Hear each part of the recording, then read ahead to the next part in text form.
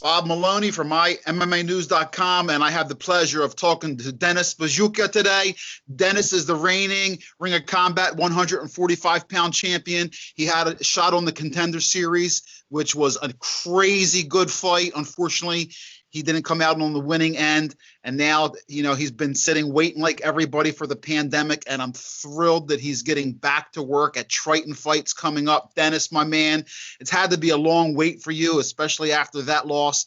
Tell me how you're feeling, and I know you're excited to finally get back to work. Yeah, Bob, thanks for having me, man. It's always good talking to you, brother. But yeah, I'm feeling good. It's been a long few months. It was a matter of really getting healthy to get back in there, coming off of a loss of Contender Series, a big stage and everything. But I had to really focus on getting healthy to get back in there. Now, I was looking around at around March time to get back in. Triton came along, so everything worked out perfectly for me to step back in there this time. How many times have you gone back and watched that fight, and what did you take from it as far as the Contender Series? I can't even tell you, man. Maybe, realistically, maybe 20, 25. I know people say 100, but realistically, a real number would be maybe 20, 25, and just little clips, 5-second clips, 3-second clips of little minor details that would have changed the outcome of the fight. Maybe would have been the difference in getting out of a position.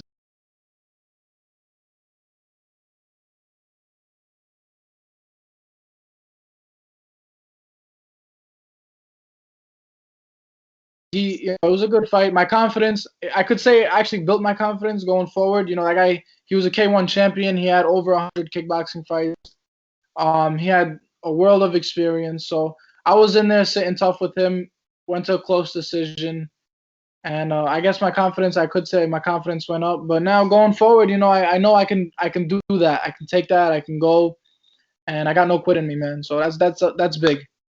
Hey, listen, when you say you got no quit in you, you're not shitting. That was an amazing fight. And I already knew how tough you were because I've seen you fight and take some punishment and give it back. But you showed such tremendous heart and a chin in that fight, and you just kept moving forward. So congratulations on that performance. I'm sure your name is still going to be on the UFC's list. You get a couple more wins, and maybe, you'll get either another shot on the Contender Series or possibly get the contract because, you're still a young guy, 23 years old. Yeah. Your best days are still ahead of you. Let's tell me about this fight at Triton Fights, because I see you're fighting a gentleman who you beat by decision earlier in your career. It's a rematch. Tell me your thought process on taking this rematch and what you remember from the fight against him.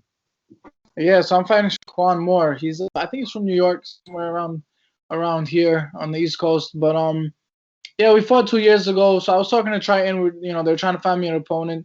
They might have went through 30, 40 guys. Everyone, they would say yes, and then they'd look me up, and then they'd say no, or they'd want more money to fight me, which it was just a whole a concoction of problems that was just kept lining up. People would just keep turning it down pretty much.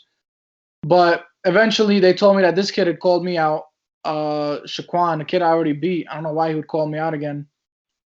But I guess I didn't beat him up enough the first time. The first fight, he was tough. He keeps coming forward. He has an annoying little style. He'll throw loopy punches and switch stances and come, but if I'm not gonna sleep, I'm not sleeping on anybody. I never sleep on anybody. But as long as I go out there and do what Dennis the Great does, then it should be my night. But this fight's at actually 155. It's not at 45. It's better for me. I have no cut, so I don't lose energy, and I have more power at 55. And the only reason I don't fight at 55 now is because I'm 23. I don't have that grown man strength yet. I feel a little bit undersized in there. And some of those 55ers are massive, you know what I mean? So I feel I'm big for 45 and a little bit under 55. So this works perfect for me, man. Great. Now, listen, first of all, I seen, you have several of your fellow brother Albanians on the card. So they're kind of calling it Albania because there's just 4 Albanian fighters on the card. Does that kind of help you a little bit in the locker room? Because I know you guys, you can kind of speak your language to the other fighters. I know you're very friendly with the other guys. Does that kind of make you feel a little bit more at home being in the locker room, having a little familiarity?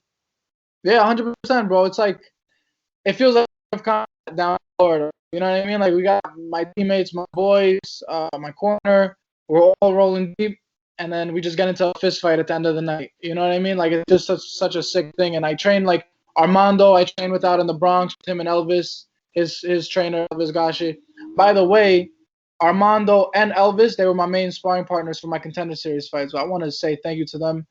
And I love those guys to death. They helped me so much for that fight. Two southpaws, two great guys, great fighters. So they're gonna be there. We got Vilson, another Albanian wrestler who's phenomenal. I love the kid. Another great guy. He's the main event. He's fighting for the championship. So it's gonna be NU for him.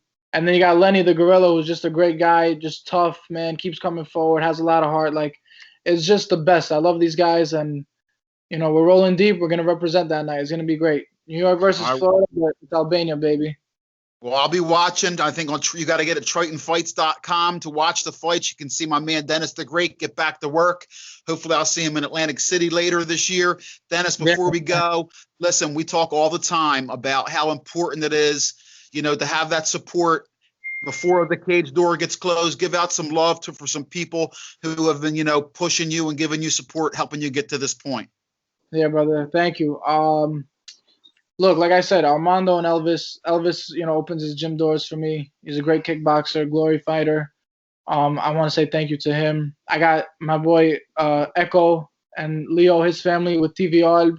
They held it down for me a lot. You know, great sponsor. They really, the most amazing people. They have an Albanian cable company, so they're just phenomenal people. I got Guzmend helping me out. Freddie, my guy Freddie helping me out. Just great sponsors, great people that I love, you know. Of course, the Serra-Longo team, Aljo, Al, Mertab, Chris, all these guys. And it's all love, man. I got my dentist, Dental Impact. He makes my mouthpieces. He takes care of me. He has the sickest mouthpieces, bro. If you've seen pictures of them, like Aljo's and Merab's mouthpieces, they're phenomenal. And that's who's behind me. You know, I got these guys behind me. I got my boy John Siri. He makes my T-shirts and banners and everything. So it's all love, man.